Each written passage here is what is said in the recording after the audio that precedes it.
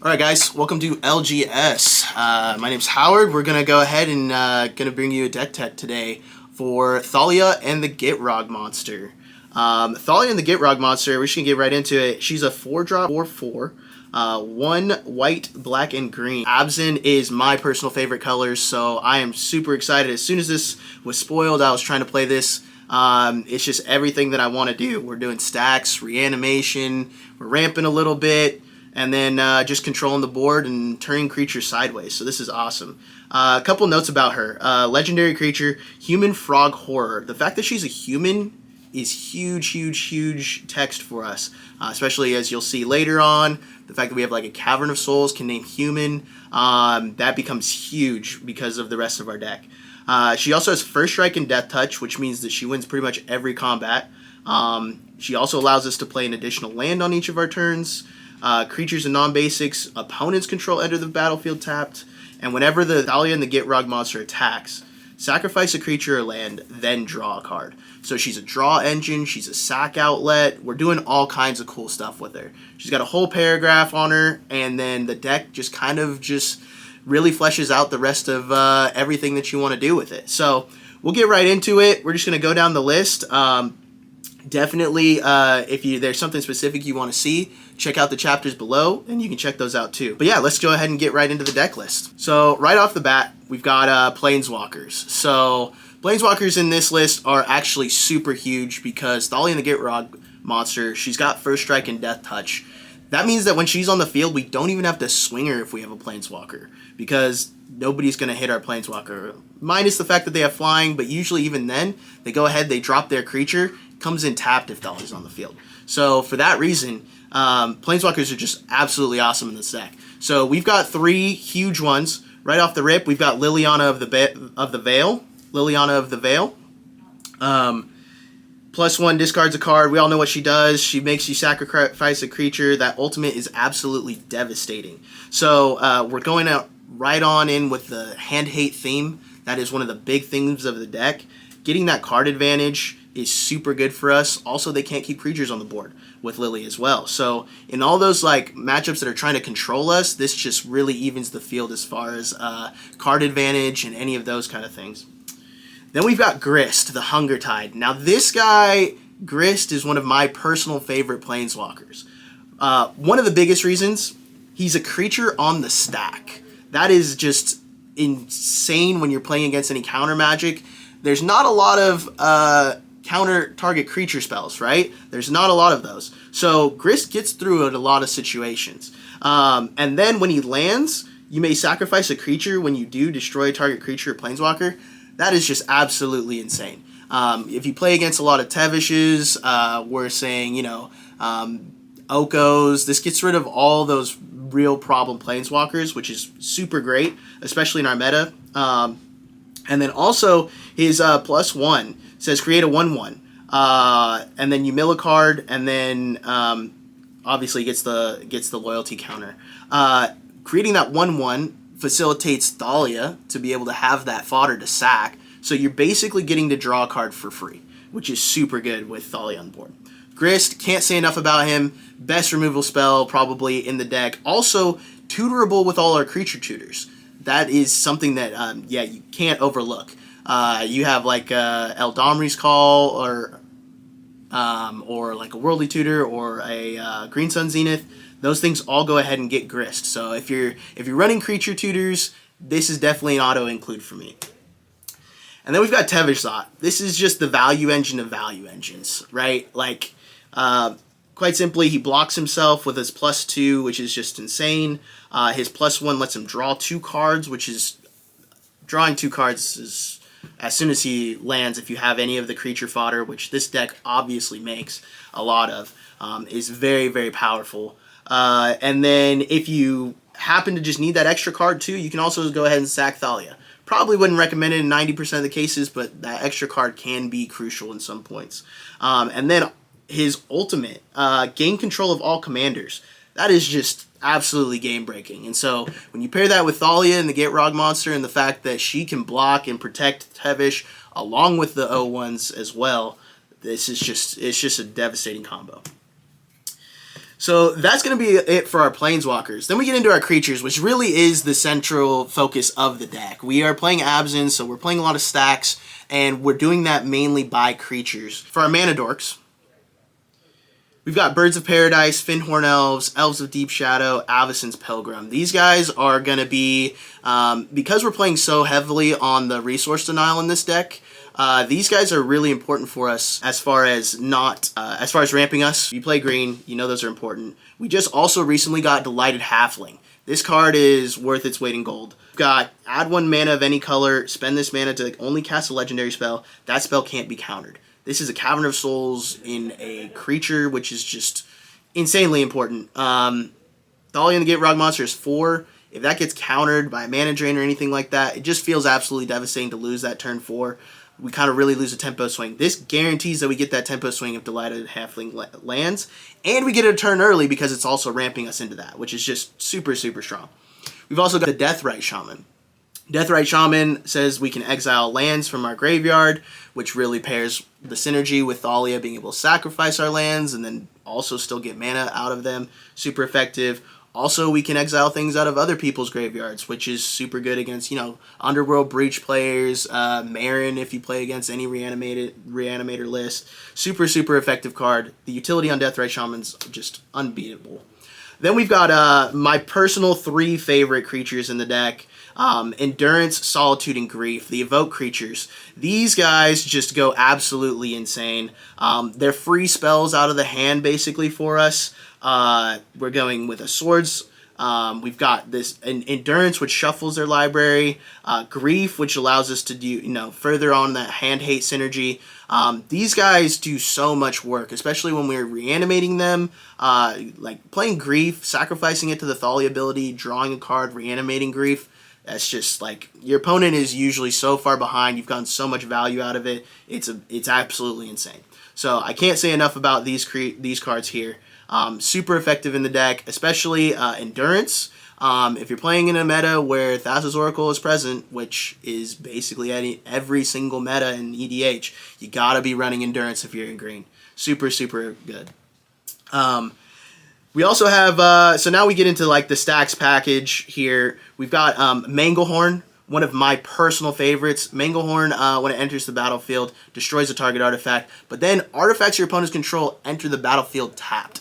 This is super effective. Like, people don't understand what this means. When people want to fast ramp and they can't use it right off the rip, it's really, really devastating because now you've bought yourself an extra turn, maybe 2, maybe 3, and then you're leveled the playing field. Once Thalia and the Gitrog Monster gets to like turn 4, becomes really, really hard to keep up with as far as the value that she's putting out.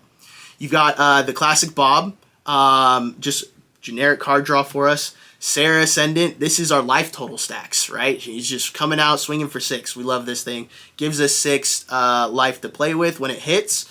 So that fuels, all of those things like Bob we just mentioned. Gives us health back to be able to spend. Orcish Bowmasters, another recent addition that we just got from Lord of the Rings. This card is just super, super good. When everybody in our format's trying to just draw as many cards as possible, it seems, this card just really does so much damage. Can't say enough about this. Definitely, if you haven't been running this, definitely say give that a shot. Ramonette Excavator. When we're sacking lands, we want to get these back. One of the most devastating things we'll get into a bit later is the Strip Mine and Wasteland combo. When we have Ramonette on board, we're playing an additional land. That means that we can be Wastelanding or Strip Mining twice in a turn. And playing, like, people can't keep up with that. Very quickly, like, you'll find out this deck wins by scoop a lot of times, where they just really, your opponent can't do anything, and they're not having a good time, so they just got to pick up their cards and go next. And that's may not be enjoyable for them, very enjoyable for us to collect the Ws. We've also got Dauthi Voidwalker, a classic stacks piece. I would say right here, these 3 guys, Dauthi Voidwalker, Drannith, and Collector Oof. You cannot play a stacks package in Abzan if you're not playing all 3 of these. Dauthi is just going to be the graveyard hate. Also, in the counter matchups, gives you counter spells if they start countering your things. Drannith, we all know what Drannith does. Collector Oof turns off those artifacts. So in a world where we're trying to deny resources, Collector Oof becomes one of the major bombs for us. Cannot say enough about Collector Oof. Now, he does turn off some of our artifacts, but because of the amount of value that we're generating, it really doesn't even matter. Aven Mind Sensor. This card, an opposition agent. We're playing 100-card meta, or 100-card format, right? So, stopping people from tutoring, fetch lands, all the tutors that people are trying to use and abuse. The cards are just too much value. Can't not play them. Gaddock Teague. Now, this is one that not a lot of people see played. Non-creature spells with converted mana costs 4 or greater can't be played. And then non-creature spells with X in their mana costs can't be played. Now, people will be like, this seems like really, really specific. The thing about Gaddock Teague, though, is you will get so much information off of your opponents because they try to cast spells into this. Hilarious, actually. Also, it really stops most board wipes. And in a creature meta, creature-heavy deck, the stopping board wipes is very, very effective. We're turning off Toxic Deluge, we're turning off Damnation, Wrath of Gods, all those things are 4 mana, 3 mana, and an X. So Gaddock Teague becomes very, very strong for us.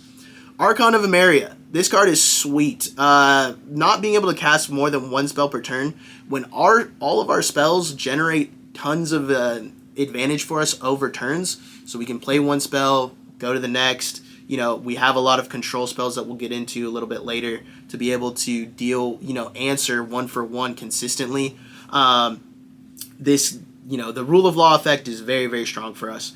Also, non-basic lands your opponents control entering the battlefield tap. This becomes actually just a mini commander for us and a turn early. So if you're trying to slow them down, Archon does really well. And then Mom. Mom just stops, she's just going to be that protection piece for us. Once we land a stacks piece, becomes very, very difficult to remove. Then we've got the initiative creatures. White Plume Adventure, Under Mountain Adventure. Again, in the list where we're just trying to generate value, the initiative is insane for us. We get to scry, we get to land search, we get to draw extra cards, we can make treasures, make creatures. The ultimate says, reveal the top 10 cards of your library, and then put a creature from among them onto the battlefield with 3+1/+1 counters on them.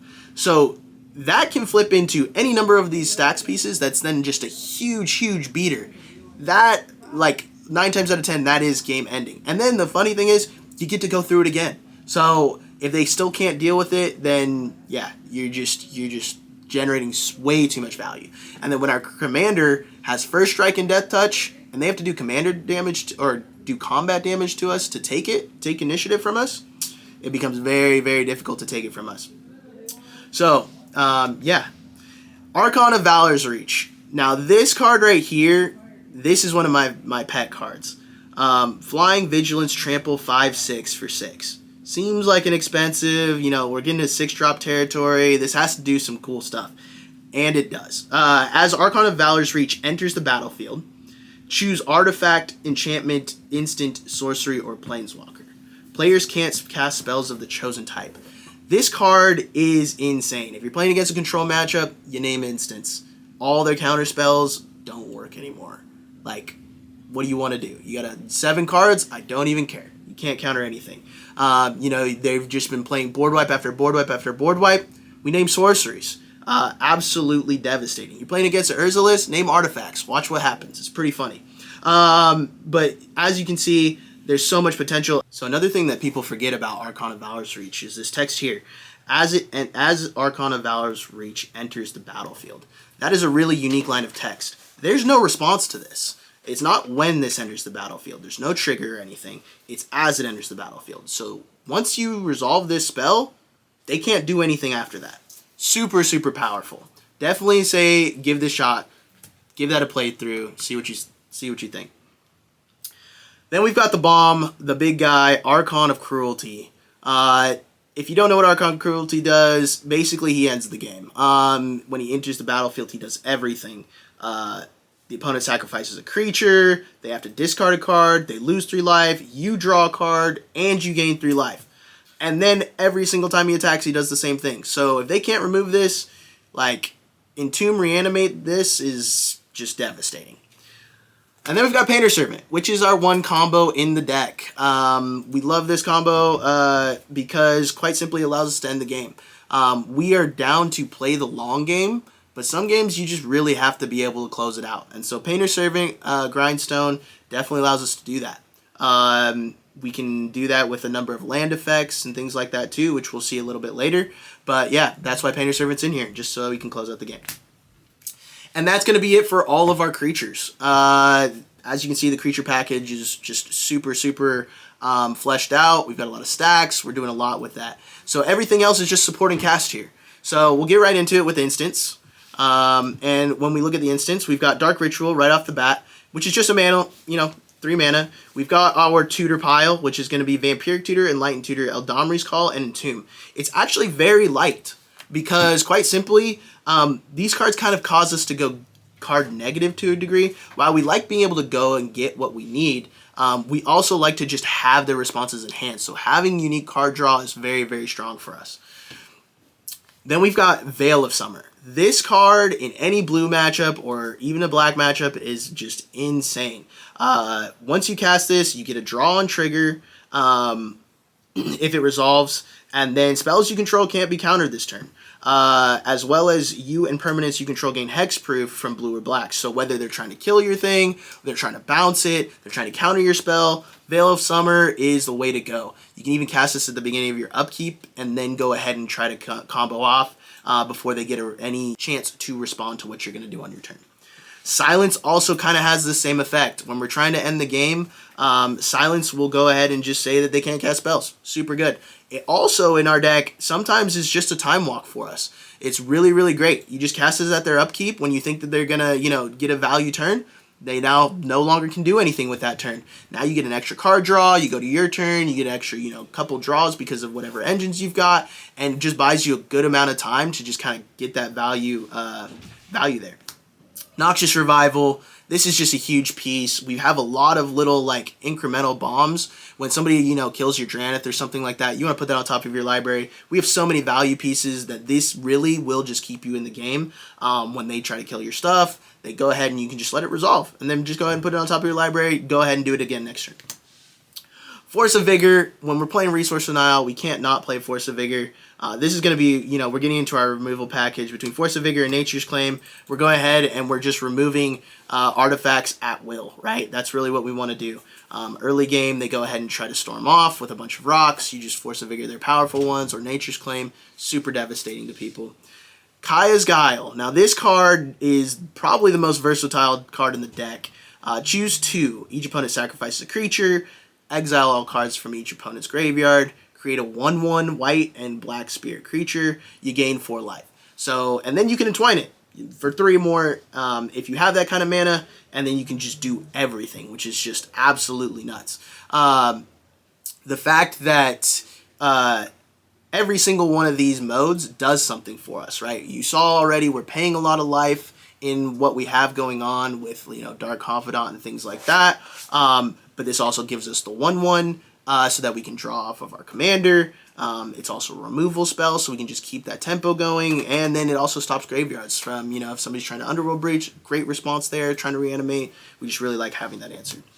Sudden Edict. Can't say enough about this one either. Split Second. Probably the 2 most powerful words printed on a card. This is going to happen, and you can't do anything about it. So what would you like to do next? Super great. Shieldred's Edict. Another one. Maybe they have a token that you really don't want to deal with. I've dealt with Merit Lieges with this. Super great. They've got a bunch of creatures and a Merit Liege. Sack a token creature. Same thing with non-token creature. They've been generating a bunch of tokens, and you want to kill the thing that's important. Sack a non-token creature. Also kits Planeswalkers, and it beats Indestructible. So that's just so much value. Deadly Rollick, super great. Free kill spell, swords, Assassin's Trophy, and Abrupt Decay. These 2 guys right here let us destroy any target permanent. This one obviously has Abrupt Decay, can't be countered though, which is pretty good, but CMC 3 or less. These guys right here are in the deck primarily to stop us from those big problems. I will say the number 1 threat that I deal with playing this deck, Back to Basics. Back to Basics is absolutely devastating. Once we get to the lands, you'll see why, but we got to be able to use our lands, especially in a 3-color deck. Our mana base is definitely anything but basic. So, yeah. Can't say enough about these two cards. These will, if you have an opener, sometimes these are worth keeping just so that you can play out the game. And that's going to do it for instants. So then we'll get to sorceries. We've got, right off the rip, Green Sun Zenith. Great card. Lets us get all of our green bombs. Archon of Valor's Reach if we're in the late game. We can also get a Collector Roof off of this. We can also get like things like Manglehorn, Gaddock Teague, super strong. Or, turn 1, going ahead and getting a Dryad Arbor feels really good. Straight to the battlefield. We've got Demonic Tutor. Everybody knows what that does. We've got our hand hate package here. Hymn to Torok, Mind Twist, Duress, Inquisition, Thoughtseize. These guys are, if you've got these in your turn 1, this is probably what you're looking for, to be honest. We want to be able to hit that hand, deal with what's coming up, you know, take away that problem, and then know what we're going to go into. Then we've also got Reanimate, which obviously pairs with Entomb. When our creatures are, you know, we're a creature-based deck, making them have to deal with a creature that they don't want to deal with twice is very, very powerful. Also, we can just Entomb, Reanimate an Archon of Cruelty or Archon of Valor's Reach early on to the game. Sometimes you might even just be like, I'm just going to Entomb, Reanimate a Collector Oof, and that might just be devastating enough to play out the game, right? And then Toxic Deluge, which is going to be our board wipe. Our token board wipe of the deck. It's just too much value. Sometimes you got to wipe the board. We don't really do this a whole lot because we're usually the creature deck, but sometimes you really do have to answer that, and that's why this is in here. Then we've got our artifacts, which we don't play a whole lot because we're playing Collector Roof, we're playing Force of Vigor. Getting swatted when you have artifacts feels really, really bad. So we've got the basics, right? Soul Ring, Jeweled Lotus, Mana Crypt. Super, super good. Just our ramp package. Then we've got the Grindstone, which we mentioned earlier, which is pairs perfectly with the Painter Servant. One of the reasons we play this combo is because it's a 1-drop, which is super awesome, which means that we can go ahead and get this off of an Urza Saga. So that's super, super effective. If you start off with a Painter Servant and an Urza Saga, that's usually something you want to play through, potentially, because you've got a game-ending combo in hand really quickly. You've got Skull Clamp, another fetchable off of Urza Saga. This card will draw you so many cards in this deck. You attach this to any, you know, kind of mid card that you've got on the battlefield, mid creature on the battlefield. You swing Thalia, you sack that creature. You go ahead and draw 3 cards off of that. And then you can also still play an additional land, you know, all those good things. Absolutely nuts. Skull Clamp is crazy. Then we've got Crucible of Worlds. Crucible of Worlds is definitely going to just, like we already mentioned, same thing as Ramanap Excavator. We're going ahead and just looping with Wasteland, Strip Mine, just all the value in the world. Also can be a ramp spell for us. Expedition Map, that lets us go and get Strip Mine and Wasteland, and just to go with our Crucible of Worlds, which is pretty much ends the game a lot of the time. After that, we've got Enchantments. Our Enchantments right now are Animate Dead, which is just Reanimate ×2, part 2. We've got Root Maze. This card is so strong. Artifacts and lands come into play tapped. Our first 4 turns of the game in this deck are actually not stellar. We're really just trying to slow down the game so that we can get to our commander on board, and then we start valuing out. But those first 4 turns, if we can slow them down, then we're really going to be in the driver's seat once we get to turns 3 and 4. Root Maze does this to the max. If you want a slow game, this is going to slow down the game. And if you watch any of the games that we're playing where Root Maze is in the game, you will see that. Black Market Connections. This card is insane in our deck. You will probably just pay 6 life regardless. You get to make a treasure, which is going to ramp us. You're making a creature, which is a blocker or sack fodder to Thalia. And then you're also drawing an extra card. So absolutely nuts. Sylvan Library. Everybody knows Sylvan Library. You can't play a green deck without it. Skrelv's Hive. Now this is a controversial card around here in this deck. I love this card. For a 2-drop enchantment, right? If this isn't answered, it becomes absolutely devastating. It creates 1/1s that can't block, but when they swing and deal combat damage to a player, it gives them, they have Toxic, so they're getting poison counters. I've been many games where I just played my commander in past turns, and then you just turn 3 Skrelvs at them, and they're taking 3 poison counters, 4 poison counters, 5 poison counters. They're dead. Super, super strong.